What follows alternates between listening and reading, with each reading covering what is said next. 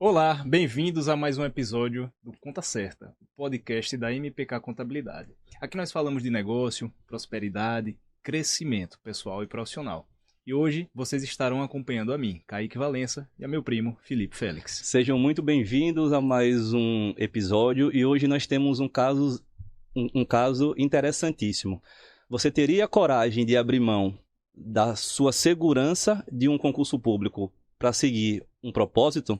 É com essa frase que a gente começa nosso podcast e para isso a gente recebe hoje Bernadette Cortez. Seja muito bem-vindo, Bernadette. Bernadette, que é hoje a atual proprietária do colégio Nossa Escola, né?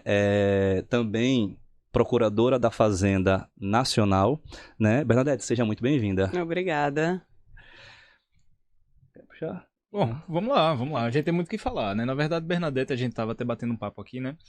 Bernadette, como o Felipe falou, era procuradora da Fazenda Nacional, né? Tem quantos anos que você assumiu esse concurso, Bernadette?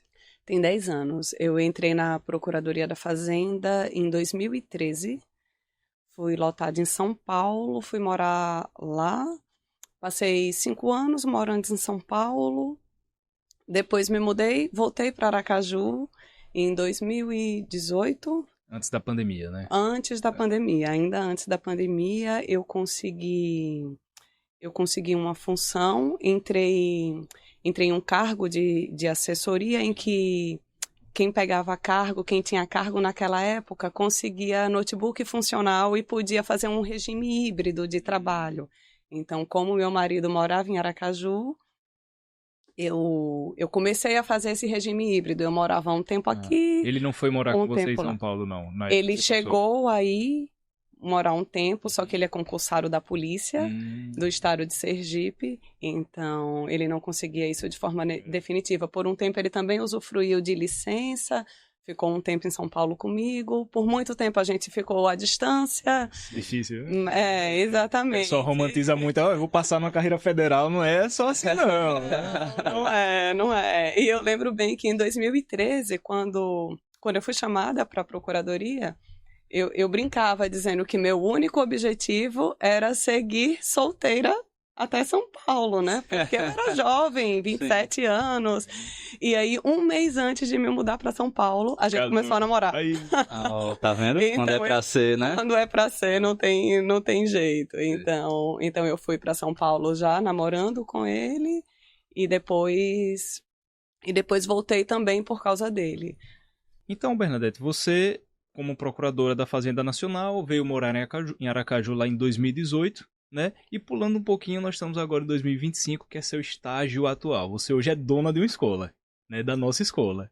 Eu tenho certeza que teve muita coisa aí no caminho, né? Até você sair e pular de ser uma procuradora, que é o sonho de muita gente que está assistindo, que eu sei disso, né? Se passar em um bom cargo público, estabilidade, para entrar na iniciativa privada. Tem que Isso ser... é interessante. Para quem não sabe, o concurso de procurador, né, ele é um dos mais desejados, né, na carreira do direito. Eu sei que muita gente aí que nos assiste não é da área, né, e pode estar se perguntando o que é que o procurador faz. Ele é o advogado do ente federativo ali que ele passa, né, o procurador municipal do município, do estado e especificamente o caso dela, da Fazenda Nacional, ou seja, da federação, né? E aí, Bernadette, como é que surgiu esse ânimo, né, de começar a pensar nessa mudança de carreira? Porque é um concurso muito desejado, né? Como foi que surgiu esse ânimo de pensar, né, nisso? A questão do ânimo, eu acho que ela vem muito antes de tudo isso acontecer, da compra da escola, da assunção de um projeto tão grandioso como esse da nossa escola, porque eu sempre tive o desejo de ter uma escola, e isso é curioso. Desde adolescente, eu falava que eu queria ter uma escolinha, e de criança, eu falava em educação, em criança, isso sempre me encantou, isso sempre encheu os olhos. Mas a vida prática, eu também sou muito pragmática, sempre fui na vida e buscava objetividade nas minhas decisões. Perfeito. Então, quando eu me vi ali naquele momento de jovem, você é jovem tendo que decidir o que vai ser a sua vida, pro resto da vida, né? É uma responsabilidade muito grande para uma pessoa muito jovem, né? Decidir o que você vai ser pro resto da vida, muito difícil. Então, nesse momento, eu decidi que eu ia estudar para concurso público. Perfeito. Eu não sabia nem exatamente aonde que eu ia parar.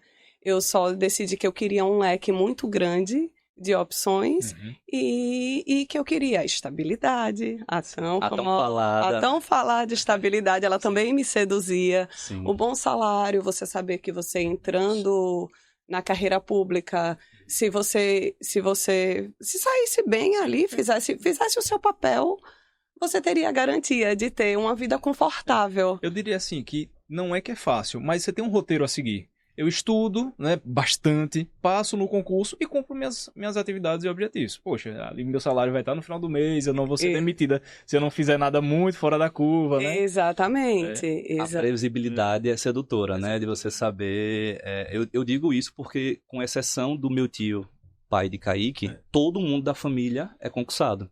Né? Então eu também vivi esse dilema, né? Até o meu 10º período na faculdade eu tinha certeza que eu ia fazer concurso público. Inclusive, meu pai passou em concurso de auditor há 35 anos atrás. Olha. E aí ele teve que tomar essa decisão. E agora, eu vou pra pública ou vou pra privada, né? E ele decidiu a privada. Ele falou, olha, eu vou arriscar. Concurso, qualquer coisa eu estudo outro depois, mas ele decidiu pela privada, né? Isso é interessante também. Então, Bernadette, isso aí em 2018, né? E hoje nós estamos, como a gente estava conversando, hoje você é proprietária de uma escola, né? A nossa escola, e diretora administrativa do grupo, né? Isso. Mas o que é interessante é que você falou que isso já era um sonho desde pequena. Mas os pés sempre no chão. Os pés sempre no chão, exatamente. Então, até para você assumir um papel como esse, eu, obviamente, não estaria pronta para isso em 2013. Com 18 anos de idade, né? Com 20 anos. Então, aí só voltando um pouco, foi naquele momento que eu escolhi o concurso público e decidi que esse seria o meu caminho, e deixei um pouco de lado esse sonho de fazer parte da educação, né? De ser dona de uma escola ou de qualquer outra coisa que pudesse ser vinculada à educação. Perfeito. E que na época eu não visualizei, enfim. E não é que eu não fui feliz, eu fui muito feliz nessa minha jornada, porque naquele momento outros objetivos estavam na minha mente. Então eu estudei muito, eram 10 horas diárias. 10 horas, a média. Bernadette, e você sempre teve o sonho de passar especificamente na procuradoria ou você tinha outros objetivos também? Não, minha meta era estudar para o maior concurso que tivesse um leque maior. Eu não tinha... E aí já casa com a minha vocação na parte de educação. Eu não tinha vocação para o direito. O direito foi uma decisão prática. Então, dentre essas decisões práticas que eu não tinha o sonho de ser juíza, de ser procuradora, de ser promotora. Sim. Eu queria o pacote completo do concurso público da estabilidade. Então, eu decidi que eu ia estudar para a Advocacia Geral da União, porque era o maior edital de todos. Entendi. Ou seja, estudando para esse, o que aparecer... Estudando para esse, o que aparecer, eu estaria coberto. Era o edital mais amplo. Eu queria dizer porque eu excluí a promotoria. Eu não queria Ministério Público. Então, Ministério Público também tem um edital exatamente. Específico, exatamente. Né? Pega da parte ambiental, da parte umas questões específicas que são bem... Parte criminal, muito, que era uma área que eu sabia que eu não gostava. Entendi. Então, eu excluí essa e dentre as exclusões que eu fiz, o que me sobrou de maior era o edital da AGU e foi nele que eu foquei. E aí, nessa jornada, no meio do caminho, eu passei no Tribunal de Contas do Estado, no concurso do Tribunal de Contas. Daqui de Sergipe? Daqui de Sergipe. E quando eu comecei a trabalhar lá, eu passei nele e passei na Procuradoria da Fazenda. Quando eu comecei a trabalhar no Tribunal de Contas, eu fui chamada para assumir lá em São Paulo. Então, fiquei pouquíssimo tempo como analista e depois fui para a Procuradoria. E aí, o mundo lá em São Paulo, assim, eu não tenho como dizer que foi ruim. Foi maravilhoso. Eu era jovem, com salário bom. Sem família à época, né? Porque eu fui morar sozinha. Fui morar perto do meu trabalho, então... Isso é importante em São Paulo, né? Em Porque São o custo Paulo de é um vida diferencial lá enorme. É um diferencial enorme. Então, eu ia caminhando para o meu trabalho, almoçava em casa. Então, todas aquelas reclamações que as pessoas têm de São Paulo...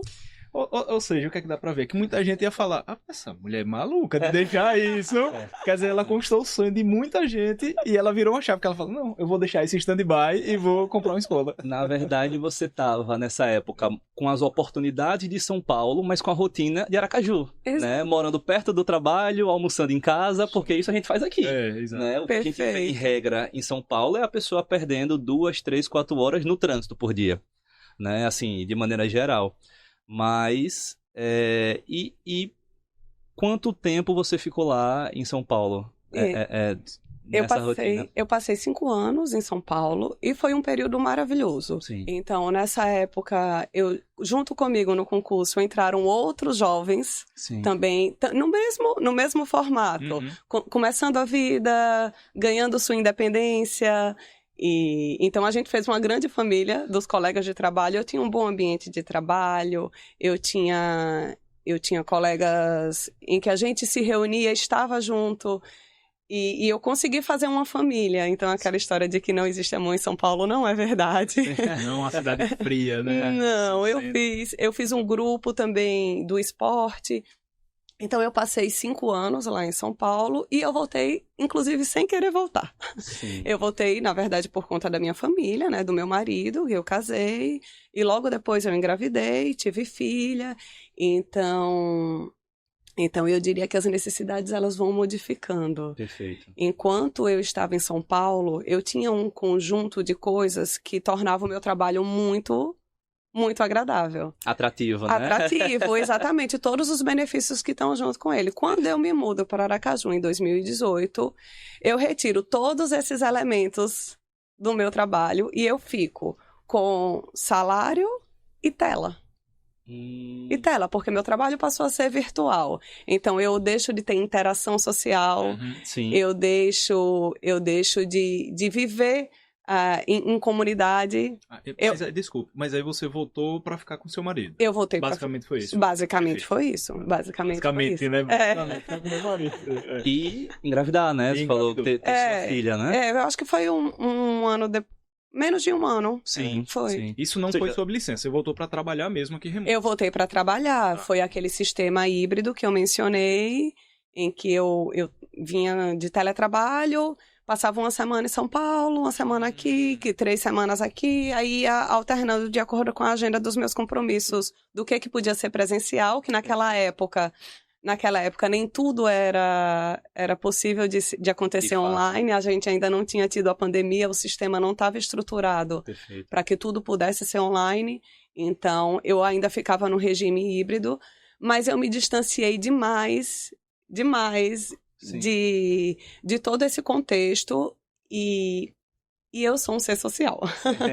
Existem pessoas que se recarregam ali sentada, escrevendo uma tese jurídica. Eu não, eu preciso de interação social. E eu não sabia disso.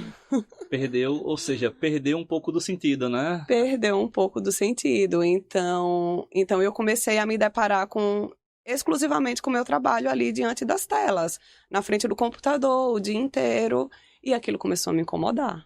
E até eu descobrir que esse incômodo estava atrelado a uma falta de propósito, foi um caminho longo. Sim. Porque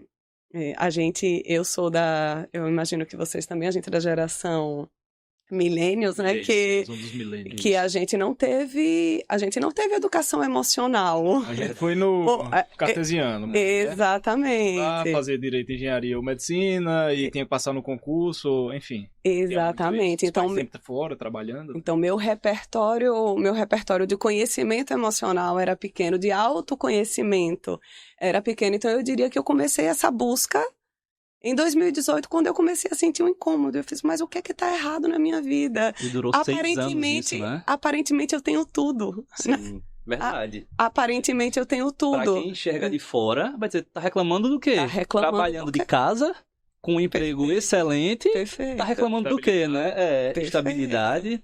Perfeito. Isso, e esse incômodo, até você tomar uma atitude, como é que ele foi tratado, Bernadette? Assim, é porque a gente tá falando aí de um espaço de 6 anos, né? De 2018 até 2024, que quando foi iniciado aí essa aquisição, né? Como é que você tratou esse incômodo, essa insatisfação até lá? A parte emocional é uma questão que vai mais complexa, né? E aí você começa aquele processo de autoconhecimento, de terapia, de entender, tentar entender o que tá se passando. Uhum. Então, tá gerando esse incômodo em mim. Por quê, né? Exatamente. E isso não foi um processo curto, como dá para ver. Nunca é. Então, e durante esse processo, eu não estava só focada em mim. 1 ano depois eu engravidei.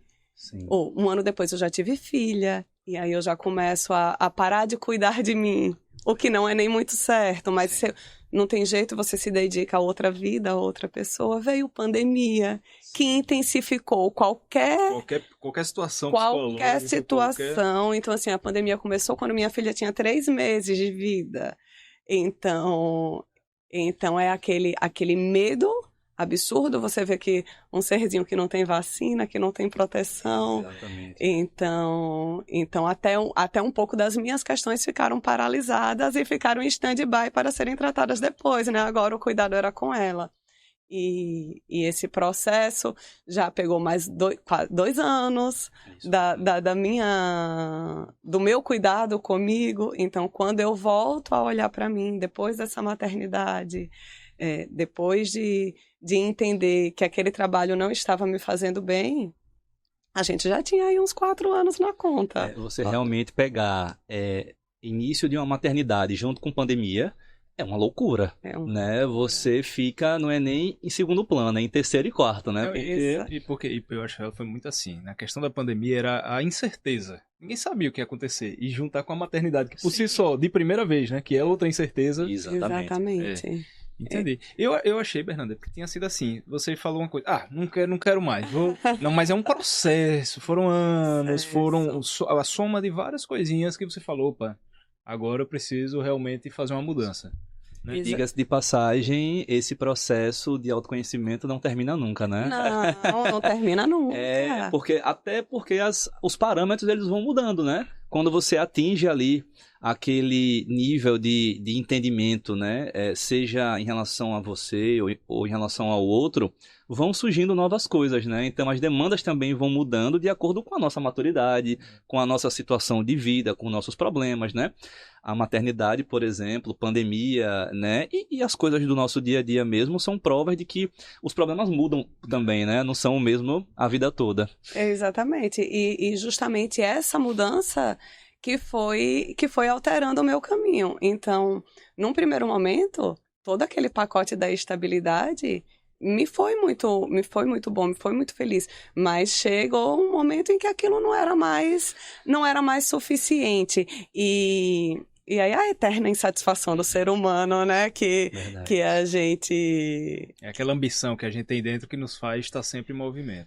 E que na verdade é a vida, né? É a pulsão de vida. Então, quando você entra numa mesmice, sem desafios, você acaba entrando em um movimento que não condiz com aquela vontade de viver e de fazer uma coisa nova. Ô, Bernadette, e aí pandemia passou, né, aquela fase mais aguda ali, e você seguiu normal, trabalhando, buscando esse autoconhecimento, buscando entender. Qual foi o próximo obstáculo que você enfrentou aí?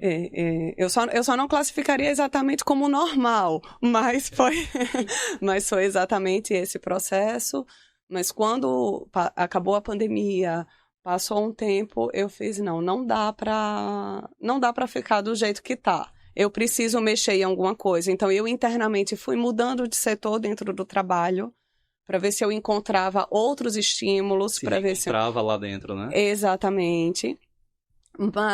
E nesse meio do caminho, mas tudo que eu pensava, vinha a educação vinha a educação à minha mente. Especificamente que você tinha comentado, Bernadette, a educação infantil? Então, aí era isso que eu ia mencionar. Nesse primeiro momento, eu pensava, eu quero trabalhar com educação de alguma forma. Eu vou dar aula, e aí nesse primeiro momento eu pensava em aproveitar a minha formação em direito, Sim. e eu vou fazer um mestrado, ou eu vou dar aulas, ou eu vou... Muitos concursados, eles dão aula para concurso, né? Exato. Você já transcorreu, já trilhou o caminho. Aí muitos têm autoridade para, então, vou fazer curso, né? Ou até universidades mesmo, Universidade. né?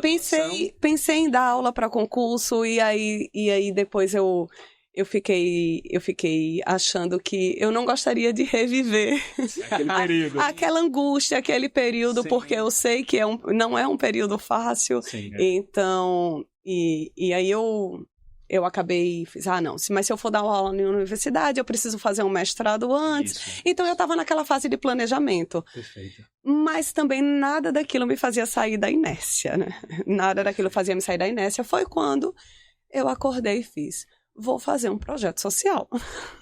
Perfeito. Do nada. E aí eu chamei meu irmão, Daniel, que é um dos diretores da construtora Impacto, e fiz, irmão, vamos fazer um projeto social na Impacto, de educação, trazer professores para dar aulas para as crianças dos funcionários, do pessoal da obra, principalmente, que é um público mais carente. Perfeito. E aí foi tudo no plano das ideias, tá? Não fiz nenhum projeto Sim. concreto. E aí ele fez, mas como que você pensou isso? Eu não pensei em nada ainda. Eu tô só no plano. Instinto. Exatamente, seguindo o meu instinto. E aí ele falou, existe um projeto parecido com esse que você tá falando, já estruturado. Você não quer dar uma olhada e ver como que funciona? Então fui pesquisar o projeto Gauss, que é um projeto, uma ONG, que trabalha na área de educação, que apoia estudantes de baixa renda a conseguirem entrar numa universidade de porte. Projeto Gauss. Projeto Gauss, é incrível. Não conhecia. Daqui mesmo? Esse é um projeto nacional. Não conhecia, Ele não. surgiu, ele foi fundado por um sergipano Que bacana. que mora em São Paulo. E aí esse projeto, depois eu mando para você, inclusive acho bem...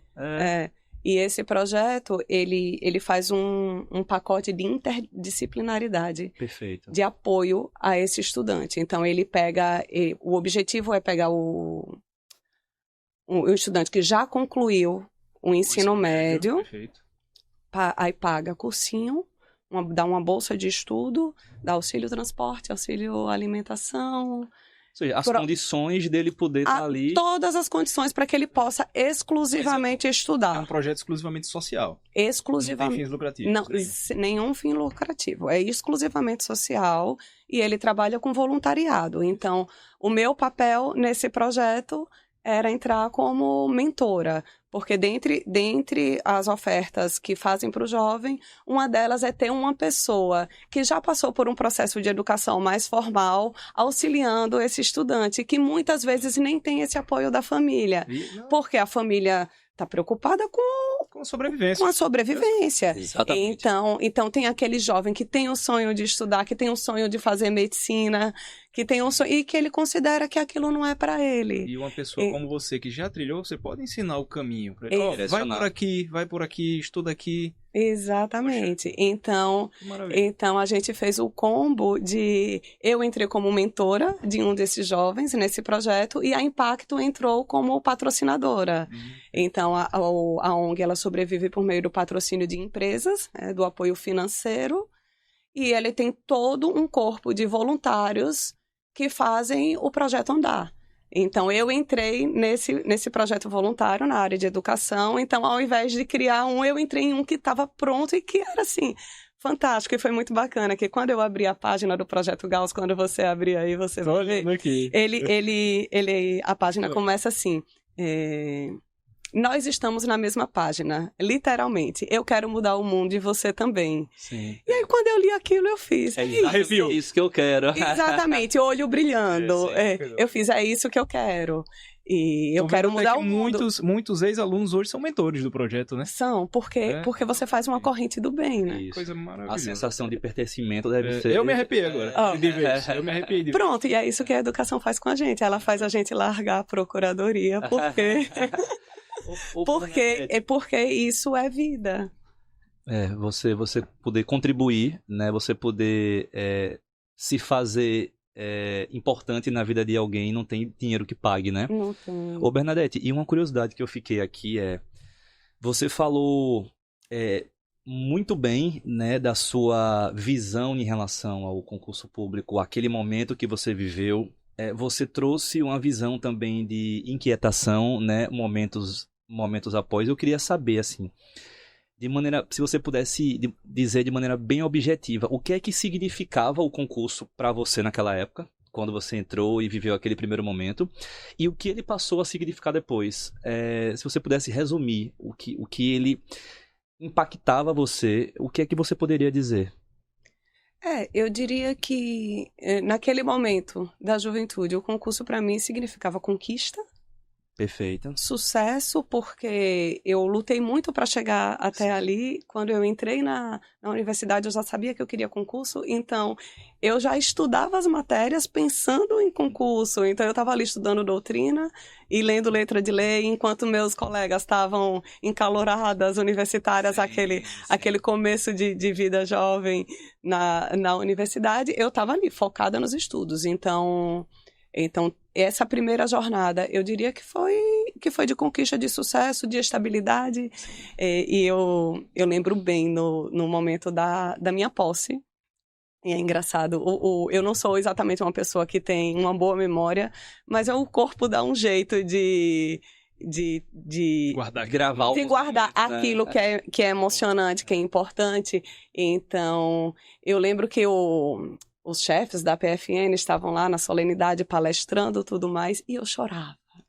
Eu chorava, pensando que eu estava com a minha aposentadoria garantida. Olha só, tinha tanta coisa na frente para acontecer e eu estava pensando na minha aposentadoria. Lei do engano, né? Não sabia eu que eu mesma ia me sabotar agora, né? Mas naquele momento representava para mim isso, estabilidade, garantia de vida, aposentadoria. Entendi. A garantia de um futuro em família. E no segundo momento, aquilo estava sem propósito. Estava faltando propósito. Então, tudo aquilo ainda existia, mas estava sem uma chama, estava sem propósito. E aí, nesse ponto, é até importante falar que o propósito é uma coisa muito pessoal. Uhum, totalmente. É muito pessoal. Então, eu tinha colegas lá na Procuradoria da Fazenda super engajados e com propósito no que faziam, porque existe muita coisa bonita por trás. São complexas teses jurídicas em que você está ali defendendo o dinheiro público, políticas públicas para aplicar na sociedade, atendimento ao contribuinte. Então, tem muita coisa bacana ali dentro. Mas não era a que fazia o meu olho brilhar. Então, quando eu descobri isso, quando eu percebi isso, e quando eu me arrepio a abrir uma página como a do Gauss, eu entendo que meu caminho é outro. Eu queria falar um pouquinho mais do Gauss, que eu adorei. Certo. E você foi ser mentoranda lá? Foi ser mentora lá. Eu fui ser mentora e eu fiquei super engajada no projeto. Isso era assim, via home office mesmo? Não, presencial. Presencial. Eu encontrava, era uma par de mentores, né? Eram 2 mentores para cada aluno aqui em Aracaju. E aí o projeto tem em Aracaju, em Brasília, em São Paulo, começou recentemente em Salvador. E ele está cada vez mais se expandindo. Ele está crescendo absurdamente, o projeto. Que bom. E aqui em Aracaju ele é muito forte, porque o fundador é daqui, né? Apesar de morar em São Paulo, então ele cuida de investir bastante. E eu acompanhava de perto essa aluna, eu e outra pessoa, mas eu ia além. Então eu promovia eventos, eu juntava todo mundo e levava os alunos para o cinema, para assistir, para trazer alguma palestra crítica, fazia um evento de esporte. Eu ali como mentora e botando meu dedinho assim, eu quero mais, eu quero entrar mais. Mas isso conciliando com o trabalho que você continuava. Isso conciliando com o trabalho, exatamente. Aquela mãe polvo, né? E aí foi quando eu fui chamada para ser coordenadora do projeto aqui em Aracaju, justamente por conta desse envolvimento, desse engajamento. E aí eu fui cada vez mais escalando aí nessa caminhada da educação, me envolvendo cada vez mais. Se afastando da procuradoria, se afastando vírgula, né? Porque eu trabalho mais emocionalmente. Me desvinculando, exatamente, perfeito. Então, a descoberta não foi do dia para a noite. Foi um processo, todo um processo, o processo emocional, o processo de ir se envolvendo em outra atividade na área de educação.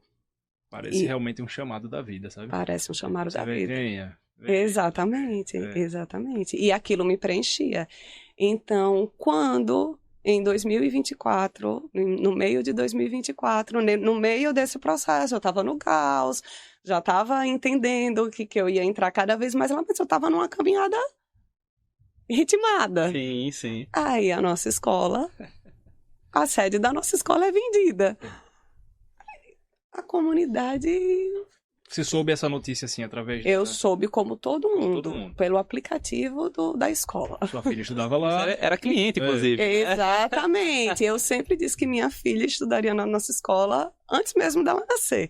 Então, sou apaixonada pela escola e não à toa, porque eu acompanhei... Minhas sobrinhas estudaram lá, eu tinha primos que se formaram lá, e eu via como o tratamento acontecia de forma diferente, porque a educação formal, ensinar, as escolas ensinam, quase toda escola ensina o ensino formal, mas o cuidado em você ser um indivíduo, de você ser chamado pelo nome da diretora da escola, saber quais as suas necessidades, de você ter valores, princípios, sendo, porque princípio e valor você não ensina dentro da sala de aula. Não.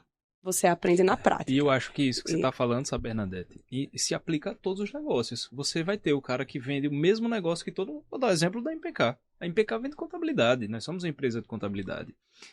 Tem diversas outras. Por que a MPK é o destaque hoje no cenário nacional?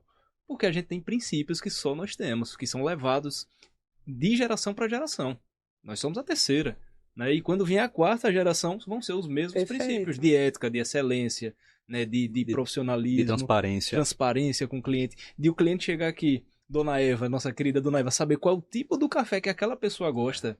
Não é qualquer empresa que você vai encontrar isso. Né? Eu acho que se aplica a tudo isso que você está trazendo. E é justamente o relacionamento humano, ele é a base de tudo. Eu fui recentemente em um congresso de inovação e tecnologia na área de educação, e o que mais foi falado é que nada disso vai substituir as relações humanas. Então vocês têm uma empresa de contabilidade grandiosa e que está preocupada com o outro, e que tem um respeito pelo cliente e tudo mais. Então isso resolve qualquer problema técnico. Exato. Problema técnico se resolve. Exatamente. Mas o relacionamento, e o acompanhamento daquela pessoa que está passando pelo problema? Exatamente. Na verdade, vai se tornando inversamente proporcional, né? Quer dizer, diretamente proporcional. Quanto mais tecnologia você coloca em um negócio, mais importante as relações pessoais ficam. Porque... quando a tecnologia ela é implementada, isso, por consequência, gera um distanciamento pessoal, né? Não um distanciamento de contato, mas pessoal, né? E aí reforça a necessidade da atenção, de você ter essa pessoalidade mais apurada, de você ter essa atenção desse contato com o cliente e dessa personalização. Porque hoje é um grande diferencial. Tem empresas que você hoje frequenta, seja da área de lazer, mais pelo atendimento do que pelo qualquer lugar, pelo produto. Eu vou para onde eu sou bem atendido. E pronto, exatamente. Onde eu me sinto conectado. Exatamente. E aí na nossa escola, a gente até fala que a gente tem uma comunidade tão conectada, justamente porque a gente se une por valores. Então, quando a gente tem problemas, que sempre vai ter com a família, já com sabe criança, o caminho de resolver. Todo mundo já sabe o caminho de resolver. As pessoas, as famílias vêm resolver com respeito, colocam tudo de forma educada, e tudo isso é uma construção da própria escola e de quem procura a escola. E isso é tão rico que ninguém, né, e aí voltando para a venda da escola, ninguém aceitava que isso pudesse acabar. Sim. E porque, além disso, a gente tem uma escola que é muito rica culturalmente. Ela tem uma história e tem uma preocupação muito grande com essa educação da criança, com respeito à criança, com olhar individual para a criança, para que ela seja protagonista. Então, tudo isso, quando foi ameaçado de acabar pela venda da sede, porque o que foi vendido inicialmente, no meio do ano passado, foi aquela sede maior, onde funcionava o ensino fundamental então da nossa escola. Quem está assistindo entender. O colégio, ele continuou enquanto empresa. Ele vendeu apenas a estrutura física ali principal dele. Exato, só que ele vendeu no meio do ano, no meio de 2024. Do ano passado, isso. Então, no final do ano, não existiria espaço físico para que o fundamental continuasse. Perfeito. Então, a mensagem que a gente recebeu era, até o final do ano, a gente garante. Tá. De lá, ninguém sabe o que vai acontecer. Então, definido, né? Exatamente, ninguém sabia o que ia acontecer. Na prática, ela iria fechar. Exato. Iria Você fechar. não consegue resolver esse tipo de situação em 6 meses. Exatamente. Não, na verdade, não estava... Não parecia estar, né? Não posso dizer que não estava, mas não parecia estar no planejamento da gestão anterior dar continuidade. Perfeito. Poderia ser que aparecesse um grande grupo e comprasse, poderia... Como aconteceu com outras escolas. Como aconteceu com outras escolas, exatamente. Só que tinha uma particularidade da nossa escola, é que a educação infantil tinha uma composição societária diferente. Então a Glaci, que hoje é minha sócia, diretora pedagógica da escola, ela faz parte da sociedade da nossa escola. Ela já fazia parte da educação infantil. Então, quando houve a venda do ensino fundamental, a educação infantil, em tese, não foi afetada. Entendeu? E aí, por conta disso, a gente tinha a informação de uma possível descontinuidade do ensino fundamental e nada se falava sobre o que aconteceria com a educação infantil. Entendi. Foi um reboliço dentro... Eu tô na imagem aqui na cabeça, na hora que você recebeu aquela mensagem ali. Eita. Foi um rebuliço dentro da comunidade. Não pode acabar um projeto como esse, porque a proposta de educação ela é autoral, ela foi feita pelas sócias fundadoras da escola. E o projeto ele acontece diariamente de uma forma muito diferenciada. Enfim, eu sempre fui apaixonada, eu via a formação dos serizinhos que se tornavam adultos e que eu via como exemplo de pessoas que eu gostaria de conviver por toda a vida. Então, minha filha estudava lá e eu fazia, não, minha filha tem que continuar estudando lá. Aí, claro que esse movimento não foi sobre minha filha, né? Ninguém faz um movimento desse para manter a escola da filha. Por causa da filha. Exatamente. Mas eu estava no meu caminho. Eu estava no lugar certo, na hora certa, no meu momento certo. Então, eu pensei, e se eu desse continuidade à nossa escola? E foi quando, internamente, eu fui costurando, conversei com algumas pessoas, conversei com meu outro irmão. Com a família primeiro, né? E o que exatamente. vocês acham, né? Eu fiz Sua família de empresário? Eu fiz uma conversa estratégica, né? Eu fui conversar com quem eu sabia que eu poderia ter apoio, né? Já foi no capital político, já foi angariando capital político. E claro, porque se eu vou conversar diretamente com quem tem o receio de que eu faça aquilo, por exemplo, minha mãe. Obviamente, a mãe pensa, minha filha vai sair do concurso, da instabilidade, Para a loucura da vida privada. Para a loucura da vida privada. Ela é uma montanha-russa, né? Que a gente vive. Montanha-russa, exatamente. Ela, por mais que ela entendesse qualquer parte de propósito e tudo mais, ela dizia, não, minha filha, pelo amor de Deus, não vá, né? Não e vá. a gente entende a posição, eu provavelmente diria a mesma coisa. Claro. Para um filho meu, você tá doido. O meu pai sempre me disse. Ele vai abrir mão. Eu vivo a vida esse privada lado, mas eu diria a mesma coisa. Você com um concurso de procurador nacional, é o federal, você não vou... comprar uma escola, dizer, rapaz, não vai não. Meu pai me disse, Kaique, olha, a empresa tá lá, eu cresci, trabalhei muito, Mas se eu puder lhe dar um conselho, estude para um concurso. Porque no Brasil, assim, o que eu vivi, eu com 29 anos estava careca. Ainda mais, como eu disse no começo, né, em locais menores, porque assim, a representatividade, isso é interessante a gente tratar, a representatividade de um concurso público para quem mora em uma cidade com um custo mais baixo é muito maior. É diferente de você morar em São Paulo. Sem dúvida. Dá um exemplo aqui em números muito redondos. Você ganhando 30 mil em São Paulo é uma coisa, 30 mil em Aracaju... Não. Você vive com um nível de vida 3 vezes maior. Literalmente. Então, assim, a representatividade de um concurso público em cidades menores é muito maior do que São Paulo, em Brasília, no Rio de Janeiro, né? Em cidades que o custo é muito alto. Então, assim, abrir mão disso... Sem dúvida. Inclusive, um pouco do meu caminho tem essa influência dos meus pais, porque meu pai fundou a Impacto, fundou a construtora Impacto, e ele penou bastante para conseguir colocar a empresa em um patamar hoje consolidado. Mas ele começou construindo um muro. Foi a primeira obra dele, foi um muro. Então, ele começou realmente do zero. Sim. E meus irmãos foram nesse caminho. Meus 2 irmãos fizeram engenharia e minha mãe falava, minha filha, não vá, pelo amor de Deus, vai ficar todo mundo dependendo... Salve um. Exatamente, vai ficar todo mundo dependendo da empresa. Se a empresa quebrar, porque a empresa pode quebrar, infelizmente. Exato. Então, como eu já não tinha um caminho na exatas, né, lá em casa todo mundo era exatas e eu não era, eu fui para esse outro caminho. E então eu entendo perfeitamente esse medo, esse receio, tudo mais, mas no meu processo isso já estava... E tem outra coisa, né? Uma situação de conforto, eu não posso descartar isso nessa minha decisão, porque hoje eu com 40 anos, eu não precisava revelar minha idade, né? Ainda bem que eu não perguntei, né? Eu sempre cometo essas gafas. Mas e quantos anos? Não, mas eu tô super bem resolvida com a minha idade, então isso não é uma questão. Eu com 40 anos, num cenário em que tem uma estabilidade na empresa que meu pai está passando pra gente, e eu tenho o conforto também de estar pedindo uma licença.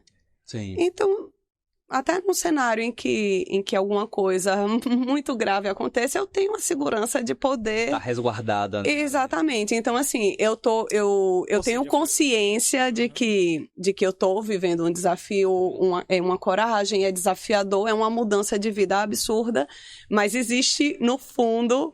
Um conforto então, por trás de uma decisão segurança. emocional, mas racional também. Exatamente. Então, não tô jogando tudo pro ar. Exatamente. É feita com, assim, pensada com o coração, mas feita com a cabeça, né? Com a razão, né? Perfeito. Tem que ser como tem que ser, né? Em algum momento eu posso ser chamada a ter que escolher, né? Em algum momento mais pra frente.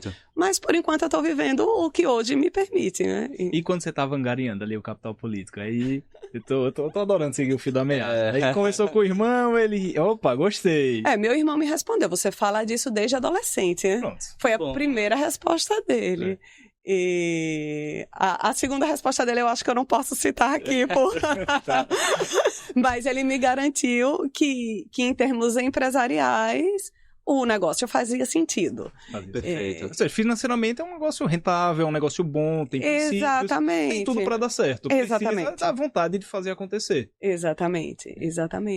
Então, esse foi meu primeiro contato, eu fiz, vou seguir. Então, aí conversei com algumas pessoas da própria comunidade e que são minhas amigas. Para ter um feeling, né? Próxima para ter um feeling e...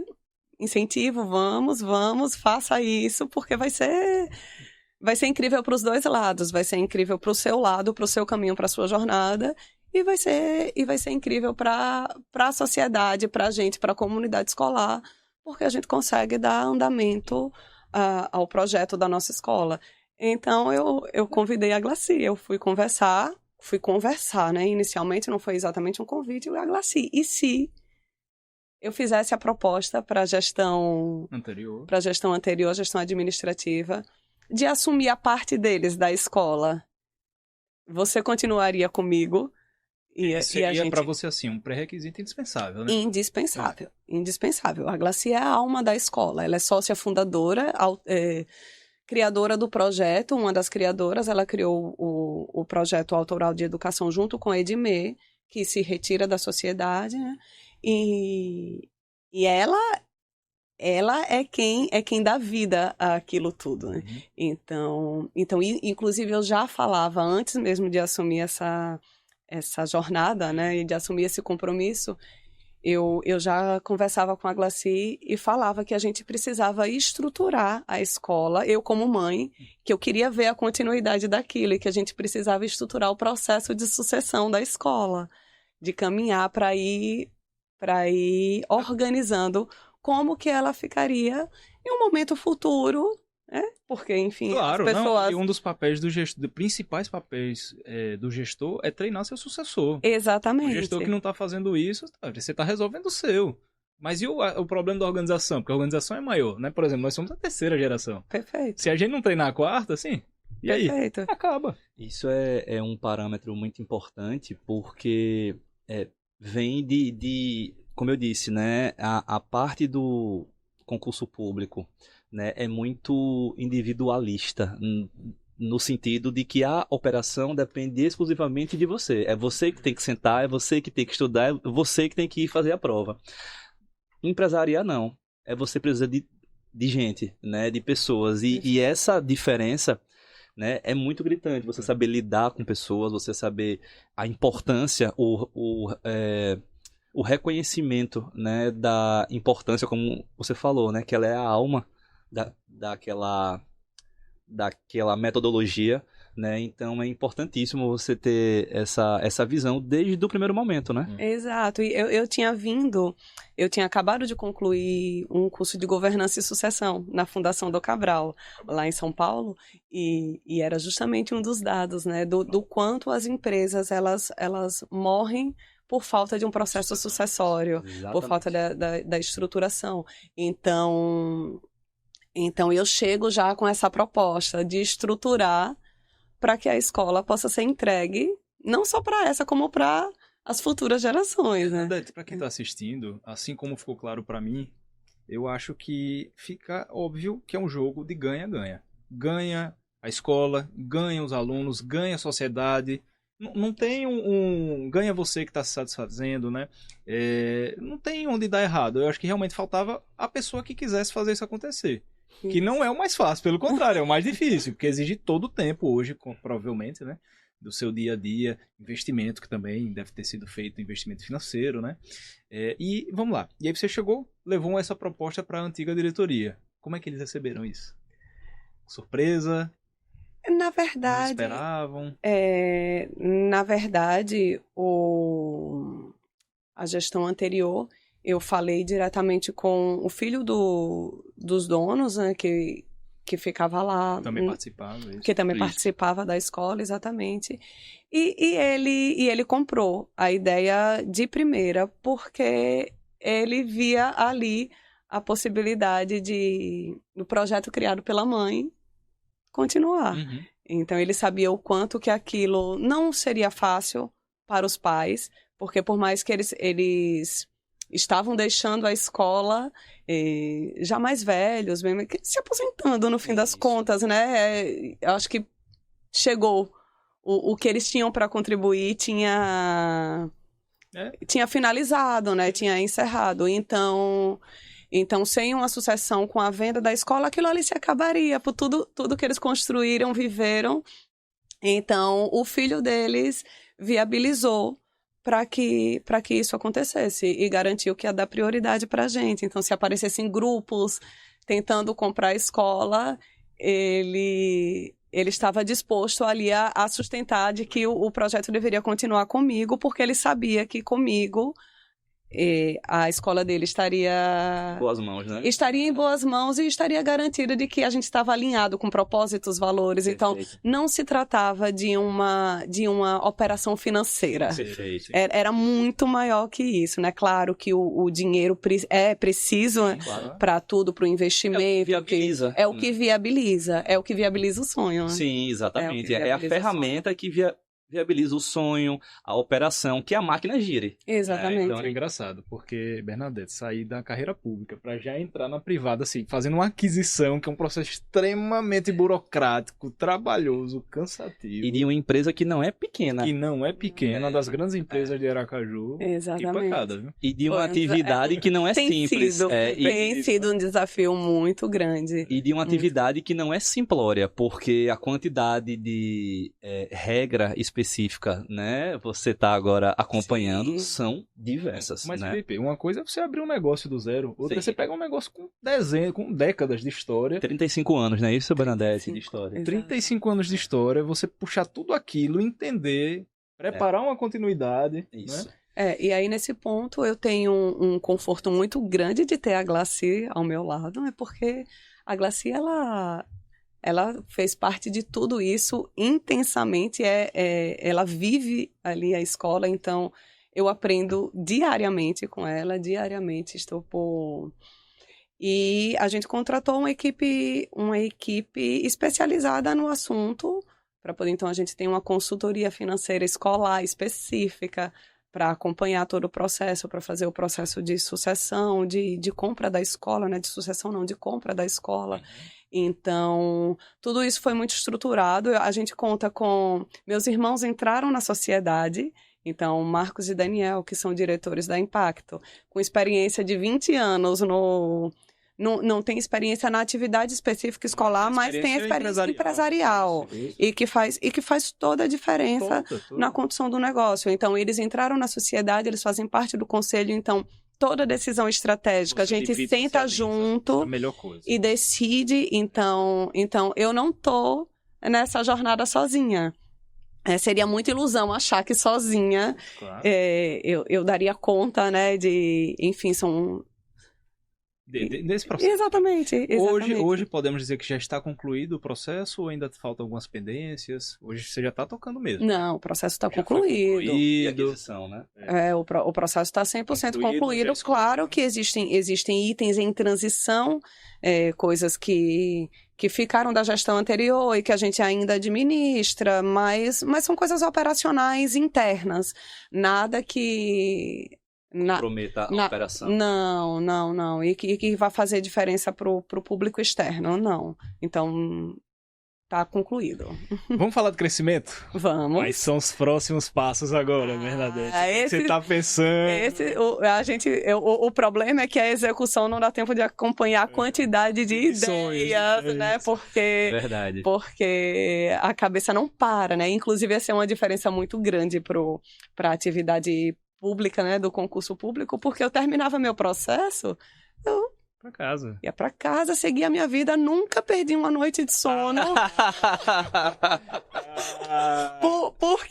Porque geralmente eu terminava a minha semana em dia com o meu trabalho zerada. E na atividade empresarial, isso nunca vai acontecer. Sempre está em andamento. Você sempre está em andamento e quando você pensa que vai terminar, você tem uma nova ideia, você tem opções de melhorias constantes. Então... Problemas. Que acontece, exatamente. Então, é infinito. Você tem que eleger prioridades e seguir ali até para você conseguir ter uma pausa e ter vida própria, né? Além do trabalho. Então, eu diria que hoje as ideias de crescimento e de melhoria não acompanham, a execução não consegue acompanhar esse ritmo, mas tem muita coisa sendo colocada em prática, o que é muito bacana. A gente está construindo a nova sede no Central Garden. Pô, que legal. Então, vai ter uma nova sede hoje. A gente vai ter uma nova sede porque o que aconteceu? Com a venda do ensino fundamental, da sede do ensino fundamental, a gente precisou momentaneamente reduzir a oferta de turmas. E esse ano a gente fez uma adaptação na escola, onde funcionava a educação infantil, e passou a receber até o 5º ano do ensino fundamental, do 1º ao 5º. A partir do ano que vem, a gente volta a crescer. Então, a gente volta a ter os anos finais, a gente volta a ter o 6º ano. Do 6º ao 9º, né? A partir do ano que vem, a gente tem o 6º. O 5º vira 6º e a gente vai fazer um crescimento gradativo. Gradual, então, no ano seguinte, o 6º vira 7º, até a gente chegar na oferta completa dos anos finais. E todo esse projeto vai acontecer na nova sede que a gente está construindo no Central Garden, porque a gente comprou a operação da escola. Eu e meus irmãos, a gente entrou na sociedade, mas a gente não comprou o prédio físico onde hoje funciona a nossa escola. Perfeito. Então nesse novo projeto, vai todo mundo para a nova sede, que o projeto, assim, está ficando incrível. Assim que a gente puder disponibilizar, a gente vai fazer a divulgação, vai colocar o projeto em óculos 3D. A gente está muito animado com essa novidade. O Central Garden, a gente está em parceria também com a construtora Celi, que é a proprietária do Central Garden. Então, ela está sendo muito parceira na construção da escola, na viabilização de tudo que a gente precisa para poder dar seguimento a esse projeto. E em paralelo, a nova sede, a gente vai ter também uma novidade que eu não sei se eu já posso divulgar. Eu vou falar aqui, e se depois o conselho mandar cortar, eu peço para cortar na edição, mas a gente vai ter o lançamento da nova marca da escola. Então, a gente fez um estudo de rebranding para... Merece. Essa nova fase. Exatamente. Então, a ideia é manter a base, a fundação, claro, e trazer a modernidade, trazer um pouco do novo, refletir exatamente o momento que a gente mudanças, está vivendo. Claro, é importantíssimo. Exatamente. Então, a gente está fazendo... A nova marca já está pronta. Que bacana. A gente está marcando a data do lançamento para levar isso em público. E os projetos são de crescimento, só de crescimento. Agora, tem um ponto importante também, que é a gente não quer um crescimento desmedido. Perfeito. Porque isso vai de encontro à própria política da escola. Então, a gente quer continuar sendo visto como uma escola que consegue tratar cada criança como única. E, para isso, a gente não pode crescer demais. Tem uma curva ali que é aquele ponto de equilíbrio. Você consegue ter um bom volume, uma boa estrutura, mas ao mesmo tempo, né, mantendo a tradição, que o pai pode confiar naquela escola, naquela marca, né, mas ao mesmo tempo sem perder no volume. Né? Perfeito. Então, a nossa ideia é até na nova sede que a gente está construindo, uma sede grande, com muita área verde e tudo, mas a gente vai ter 2 turmas para cada série. Geralmente são 3, né? 3 ou 4, né?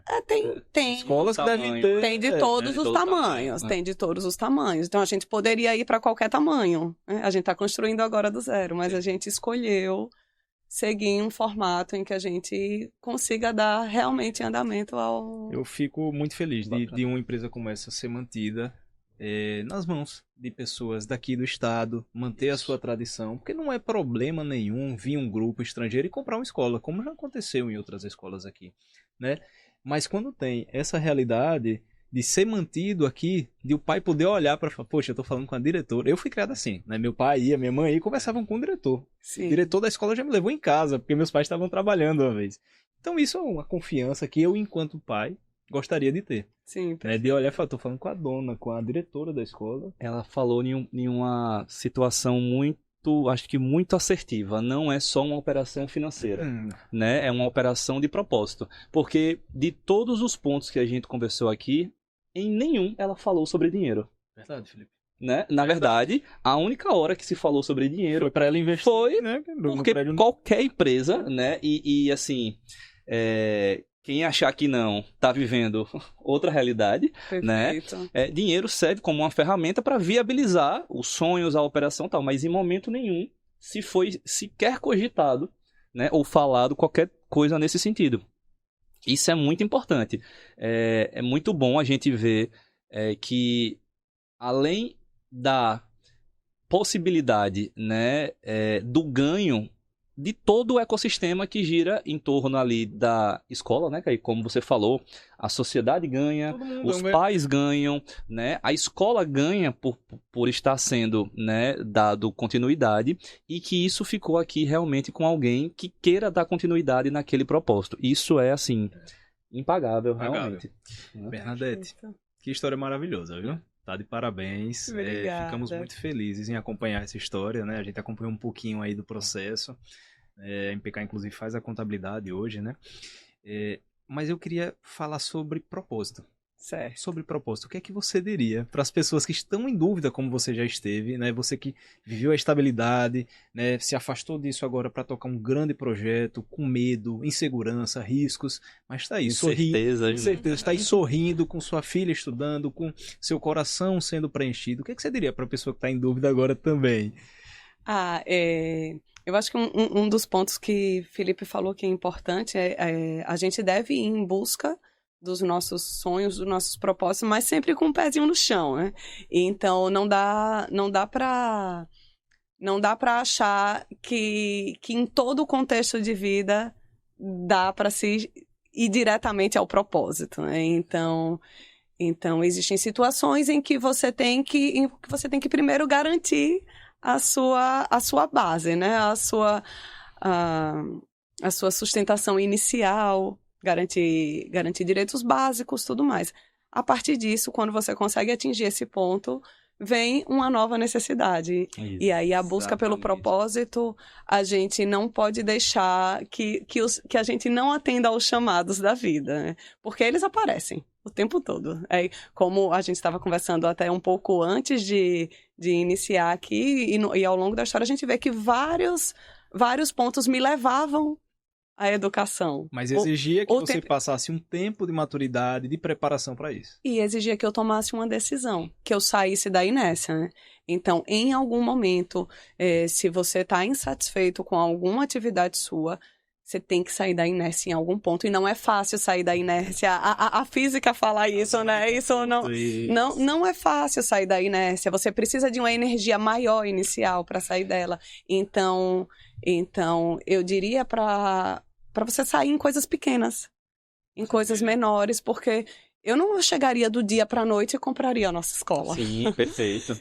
Minha mudança começou muito antes. Eu fui mudando o setor que eu trabalhava, eu comecei a pesquisar coisas de educação, eu fui trilhando um caminho. Até chegar aqui é um processo longo. Então, se você não dá o primeiro passo, os outros não vão aparecer. Que conselho maravilhoso. Vá aos pouquinhos. Não faz de vez, né? Exato. Já é difícil sair da inércia. Quem precisa, imagine quem não precisava. Assim, né? Porque é muito mais difícil. Né? A raiz é muito mais forte segurando. Isso é maravilhoso. Se você que está nos assistindo, você está vendo por quem trilhou e está trilhando isso. Uma pessoa que já alçou um dos maiores cargos públicos do país. Exatamente. Né? Que se encontrou insatisfeita somente com aquilo, mas você viu que ela não deu um pulo do penhasco. Ela foi se preparando, amarrou a cordinha ali. Foi de bang jump, né? Foi organizando, não foi um pulo. Ela a gente não pode romantizar certas situações, né? Ah, não, seu coração diz isso, feche os olhos e vá. Exatamente. Vai bater de cabeça. Né? Eu me identifico muito, Bernadette, com isso que você está dizendo, porque eu sempre ouvi exatamente isso que você está dizendo de meu pai. Meu pai, ele sempre teve o sonho de ser professor. Só que ele dizia, não paga minhas contas. Então, eu primeiro preciso de um cargo muito bom, né? Hoje ele é auditor fiscal do Ministério do Trabalho, né? Também um concurso federal. E eu vou dar aula depois, mas com minha base aqui já garantida, né? Então, eu quero que ele, por exemplo, que ele sempre falava, não, eu não quero ter horário, eu não quero ter chefe. Qual é o concurso que me fornece isso? Esse aqui fornece, então eu vou nele, né? Então, assim, ele, inclusive, já tinha outros concursos, e aí é o que você tem como prioridade de vida mesmo, né? Ele, na época, se eu não me engano, ele fazia parte do concurso do Fisco, que você trabalhava 1, folgava 3, hoje é 1 por 5, né? Só que ele não gostava porque dava plantão, e ele não gosta de levantar muito cedo. Ele dorme tarde e ele acorda mais tarde. Ele gosta de trabalhar à noite. Ele sempre foi dele, ele senta para trabalhar quando o sol baixa, que ele acha um clima mais confortável. E ele não gostava de ter que levantar cedo. Por isso que ele foi buscar outro concurso. Vai entender. Né? Aí cada um... Aí, sei que ele já passou e já se aposenta, inclusive. Já, daqui acho que 3 anos, 4 anos, ele já está se aposentando. Que bacana. Bernadette, reta final aqui da nossa conversa, muito enriquecedor, né? Assim, a gente poder ver esse caminho inverso concretizado, né? E para a gente finalizar, o que é que você diz, né? E pode deixar como conselho dos principais desafios aí que você viveu nessa transição? O que é que você poderia deixar de conselho principal, né? Para quem quer empreender? Eu acho que um grande desafio, e principalmente quem sai do setor público para ir para a esfera privada, é que o tipo de atividade é muito diferente, porque antes eu não precisava me preocupar com a opinião de ninguém, né? Eu não precisava me preocupar em conquistar ninguém, eu fazia meu parecer técnico, eu não precisava convencer ninguém também. O meu parecer era baseado na lei, a minha decisão, o que quer que fosse, e é isso, né? E vai. Se alguém discordar, contesta formalmente e vai uma instância superior decidir. Quando você entra no ramo qualquer ramo de empreender, você tem que ter um olhar muito, muito mais atento para as pessoas. Então, com a sua equipe que trabalha com você, você tem que conquistar a sua equipe, você tem que conquistar clientes. E aqui eu não estou falando conquistar no sentido de fazer coisas, eu estou falando de conquistar genuinamente, de ganhar a confiança. Perfeito. De que você está fazendo, de que você quer entregar um trabalho bacana, de que aquilo que você se propõe a fazer vai realmente impactar e ser concretizado. E que você tenha um olhar cuidadoso com os seus colaboradores, porque esse é um dos outros objetivos que eu tenho, é de tentar trazer um pouco mais de justiça social dentro da própria escola. Então, eu quero que todos que trabalham com a gente estejam realmente satisfeitos e estejam conectados tanto com o propósito como estejam bem de vida financeiramente. Então, uma das ideias é que a escola crescendo, porque a escola vai crescer, ela já está crescendo, é que todo mundo cresça junto. Excelente. Então, eu acho que esse olhar social é extremamente necessário para que a gente possa viver em um mundo melhor. Maravilha. E é isso, cada bate-papo que a gente tem aqui, eu aprendo às vezes 1, 2, 3, né? Mas eu tô saindo assim, hoje crescendo muito, né? Depois de ouvir principalmente seu conselho sobre construa aos poucos. Você não precisa dar um grande salto, dê pequenos saltos, vá um pouquinho, né? Cada dia você vai resolvendo uma coisinha, quando você vê, você já tá lá, né? E às vezes a gente quer antecipar esse processo. A gente tá aqui, poxa, eu já quero estar aqui, calma. As coisas vão acontecendo. Como foi a frase que você falou lá no começo? Na conta do... Eu diria que, perguntando, como que aconteceu essa operação da escola de estar no momento certo, no lugar certo, na hora certa? E aí eu citei vários fatores e eu diria que algumas pessoas resumiriam que isso está na conta do destino, né? Conta do destino. Quando é pra ser, vai ser, Quando é pra ser, vai ser. Um pouquinho antes, um pouquinho depois, mas acontece. E é isso. E estamos aqui encerrando, então, mais um episódio do Conta Certa. Continue nos seguindo. Bernadette, quem quiser lá na nossa escola conhecer, falar com você... Os contatos, né? Como é que faz? Pode entrar no nosso Instagram. Lá tem um link direto para entrar em contato com a secretaria da escola. Se quiser, pode marcar uma reunião com a direção pedagógica diretamente. Pede para conhecer a escola, para falar com a Glaci. Porque eu digo que o Instagram é Nossa Escola. @ Nossa Escola. E eu digo que quem entra, conversa com a Glaci, de lá não sai mais. Então, eu só faço o convite de que entre na escola e converse com a gente, que eu garanto que pelo menos encantado vocês saem. Maravilha. Muito sucesso, viu, no projeto. Obrigada. De verdade. Dá pra ver o brilho nos seus olhos quando você fala da escola. O sorriso não mente, né? O sorriso não mente. Então você que segue o Conta Certa, continue aí nos acompanhando, tendo aprendizados, ouvindo histórias de superação, de batalha, porque não é fácil, né? Você passar no concurso como o Bernadette passou, você trocar isso, se afastar, você tá cuidando de uma filha pequena, né? E você poder aprender com quem já fez, não pegue conselho de quem não fez, não. Isso aí eu posso lhe aconselhar, pegue conselho de quem fez. É verdade. Né? Porque tem muita gente vendendo sonho aí e o cara nunca fez nada. Né? Aquela história, né? Dicas construtivas de quem nunca construiu nada, né? Então pegue com quem fez e faz acontecer. Continue seguindo a gente. E você teria coragem de largar a estabilidade para viver o propósito? É com essa frase aqui que a gente encerra mais um episódio aqui do Conta Certa. Muito obrigado. Vocês já sabem, acompanha, curta, deixe os seus comentários caso fique alguma dúvida. E aqui você sabe, a conta é certa. Até a próxima.